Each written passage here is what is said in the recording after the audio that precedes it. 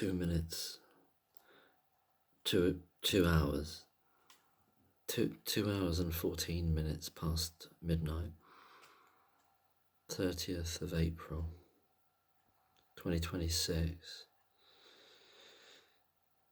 And we're still here. I think I saw some military planes going over. I don't know if they're military. They could be somebody taking a bunch of root vegetables somewhere. God knows. Anyway, I put up some fairy lights in the garden, and they didn't shoot a missile at it, so that's good. It's always a plus. I'm watching some videos today, making comments, thinking about things, thinking about life. Was on Twitter. Some good positive things being done there, as well as here. Butter crunch lettuce, Operation Man in Falcon. Claire in Zurich in an allotment pulling horsetail weeds out. Lots of things going on, the consortium of misfits. And the planet keeps spinning. If it is a ball, maybe it's not, maybe it's flat.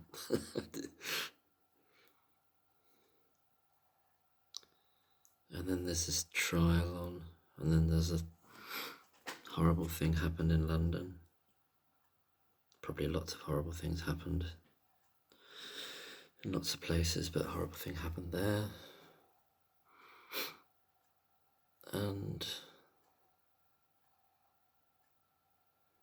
I've been doing some spraying of a mixture of the red spring and the white spring from Glastonbury, the water. I took some back and spraying it in certain ways and protective sprays. I'm beginning to think the more regularity there is and the more pattern and ritual there is, the better it's going to be on a personal front, but also in relation to some other matters that are of concern, that it's not just leaping from the chaotic to the chaotic, or which I have tended to do sometimes, or not, if not chaotic, then just breaking off all the time. And what will rescue is the regular, the pattern, the form, and practice, whatever that is. It doesn't have to be anything fancy, and it won't be anything fancy. Just doing certain things each day to keep on top of, to kind of create a kind of governance, really, without it being sterile. Not sterility, but just something to shape it outside of the things that you feel you need to do. Whatever they may be. I'm not saying anything for anyone else, but what are all these videos about? But I suppose they're about, I had a conversation with ChatGPT, and it was the idea of speaking into a camera and doing videos and then not going back to them, not engaging with them ever again in any capacity in terms of reactions, or not wanting to know what the reactions are, not wanting to know if anybody had seen it at all, or if there were any likes or anything like that, or view counts. And there are two things I'd like to do on YouTube, is to switch off the view count and probably switch off the likes. I don't know if you can do that. You can't switch off the view count. and I'd switch off subscribers, not the subscribers, but the number. So just switch off the metrics, and then now and again look at comments, but without any sense of obligation. Now and again I think of that comment I had a while back, and it's like, and this bloke goes, "Are you wasting my life?" And I thought, and I let myself become reactive to that, and in a way there's no need to be reactive to it, and maybe he wanted to waste his life watching a video. So why would I want to stop that? No, there's all kinds of ways you can react to that, and you can have no reaction. But then I don't know, is it artificial if you kind of make yourself not react to things that you normally react to? I keep coming across this thing where it says, don't react, respond. I'm not really quite sure what the difference is. Maybe it's something to do with giving yourself this kind of area of pause in which your reactive self is short-circuited, so you give yourself a wider range of potential responses, or it's a considered, is a response, a considered reaction, which requires time, even if it's the time of taking 1 breath or 3 breaths. Is that what it is? There's a mixture of feelings I feel about some of these kind of advisory sets of things you're meant to do to improve your life, improve your likelihood of feeling calm or happy or content or lucky or joyful, or some of them I can relate to, and I'm beginning to relate to some ones that I never thought I would a bit more. Some I'm really, really stuck on. There's one I really don't like, and it was like you keep coming across things that trigger you or something like that, or upset you, because they're telling you where you need to heal. Well, I don't know if that's true. It might be true, but I don't like it. I don't have to like it, do I? You don't have to like all these things. Telling you where you need to heal. Could it be true? Maybe there's just not one answer for everything, though, is there? Maybe that might be true in a certain situation, in a certain context, and for many other things that, because you can come across all kinds of really dark energies and dark intentions. And what, after all, is that? Why has it always got everything to do with you, Why is that? And these were on sort of these advisory things that are related to Buddhism, I think it was, but I don't know if they are anything to do with literal or classical Buddhism. There's all kinds of, people can just take those labels and then just start putting out infographics with a list of things, and you've got Buddha up there, and then like do some nice calligraphy, and that's meant to, but I don't know.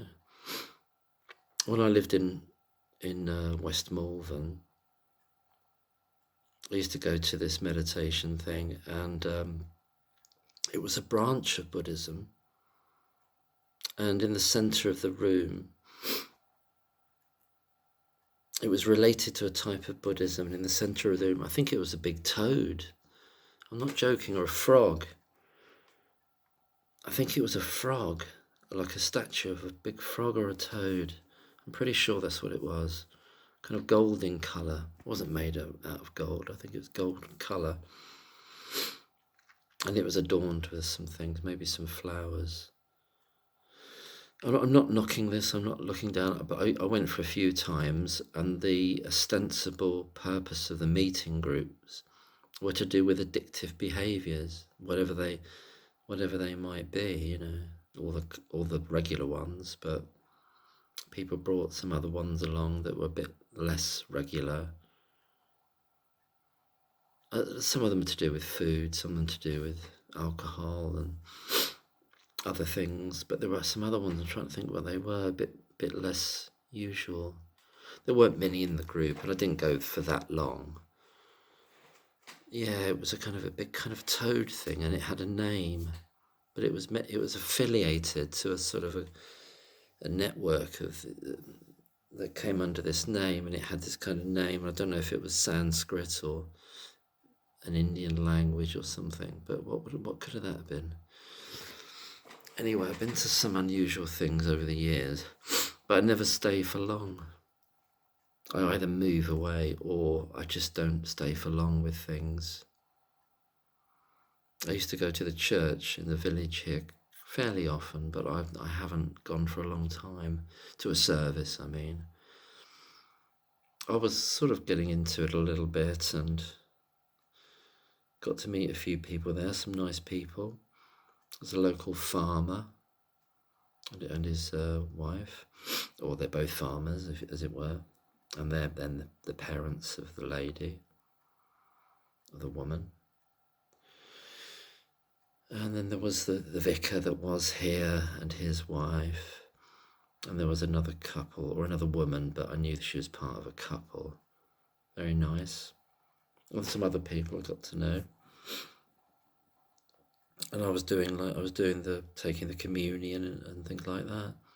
The vicar had to move away because it's a lot to do with the finances of the church. I think it's hard for them to, and I don't know if he wanted to leave. I don't think the church has got a vicar anymore, or a pastor. Vicar? Church of England, I think it is. Anglican, I think it is. I don't know what it's not a priest, is it? But he was nice. He used to be in the Air Force, I think. But I think he wanted to move away from that particular job, and he's got a different kind of job now. But he might come back now and again, but I haven't gone. And I used to go in a lot of my older videos, like sitting in the church there, reading bits out of the Bible. And I'm not a believer, as it were. I'm sort of agnostic. But I do like old churches and old places like that. And it's got the old schoolroom in the back, which is from the 1810s or 1820s, kind of Jane Austen time. I think that's more or less what it is, maybe slightly later. Just amazing to think. And yeah, I might start going again, but I won't. I don't think I'll. They might have services, but taken by sort of an invited or peripatetic vicar, or I've forgotten the word for the person that's not quite a vicar. They're going through the training. So begin with a C. I've forgotten what it is. You kind of go through 2 or 3 years, and I got to know that the chap that was doing that as well. No, he's moved on to somewhere else. And it takes ages to get. I think they put an advert. I asked him, and they put an advert in the trade papers. I don't know if it's called the trade papers, like the Church Times or something. Whatever it is, where people look for. I think the classical word they use for it is a living. That's what they used to call it back in novels of the 1800s and before, a living. So somebody who's become a curate, and then there's another word. Anyway, they've been a curate, and there's another word that they are. Anyway, they go through the stages of, and then they get ordained, don't they? But there's a period before. Then they look for a living meaning, a church and congregation. That word comes up in some of these old novels, but I think he's the chap that he's moved on, so it's kind of without anybody kind of steering it, as far as I know. But there's a kind of the people from the village and the warden, so it kind of relies, I think, a lot on volunteer groups with people, and they still ring the bells on a Wednesday. And Sundays, maybe if there's a wedding or something, and they still ring the bells on a Wednesday. But anyway, I think I'm getting tired now. 2:30 in the morning. Thursday tomorrow. Life is really weird, isn't it? Well, I think it's a bit weird. Maybe it's not that weird.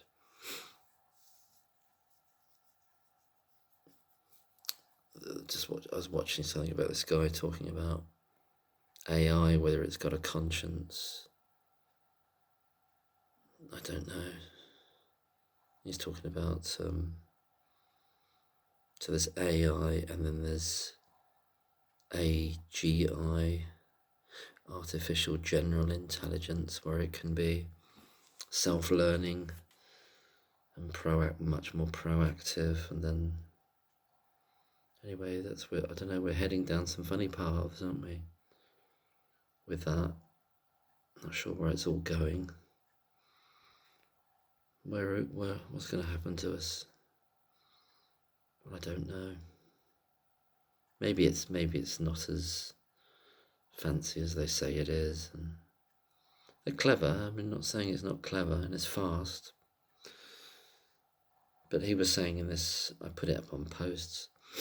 He's a guy that I think he coined the phrase AGI. I think he's talking about agentic modeling, rather. You know, they call them large language models, don't they? The AI, but he's talking they're becoming more agentic, so it can teach itself. It can.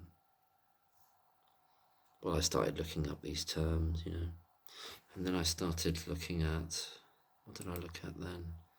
Oh, it's gone darker because I've got a darker screen come up. There's a reason for everything.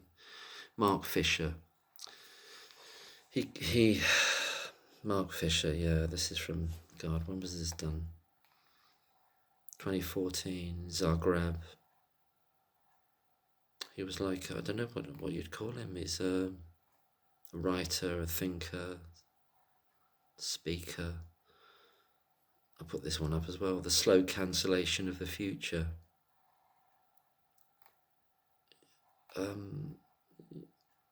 You might like him. I went through a phase of watching him and I became really depressed by watching it. But here I am now watching some of it again. But sadly I think 48, but interesting thinker. What was he talking about again? Well, I'm watching this one called The Slow Cancellation of the Future. I think one of the terms he popularized or invented or coined, I should say, is hauntology. Hauntology, that it's a bit of a kind of a niche idea, or about that we're, in our present, we're haunted by possible futures that never happened, that were sketched out in sci-fi things and other programs and popular culture and or scientific ideas of the past, but we never got there, and we've reached this kind of end point. Maybe it's got something akin to do with the end of, so-called the end of history. Is that Francis Fukuyama? I haven't read anything by him, but did he say something about it's the end of history or something? So the cancellation of the future, that things we're not really moving forward, it just seems that way. It just seems that way, and so you're stuck in a repetition loop, or it's becoming, I don't know if it's anything to do with entropy. I got mixed up what entropy was, but then I keep seeing it used in different ways. But then you can use things in your own way as well, words. But he's talking about cancellation of the future. And he's talking about it in music, for example, that there aren't any. It's reached a kind of, but I don't want to think that. Just talking about it now, I'm getting depressed again. So, or not depressed, but kind of like it feels heavy. I don't know if I will watch him. Maybe he was very worn out by it, but people, reach that point for many reasons. Anyway, I'll leave it there. That's that. That's just another one. See you on the next one. There might not be a next one. We're not guaranteed anything, are we? Especially if somebody calls in a missile strike to take out my purple fairy lights. Good night. God bless. If there is a God, which I think there might be, there's something. And I hope they, he, she, it, them approve of the fairy lights anyway, purple ones.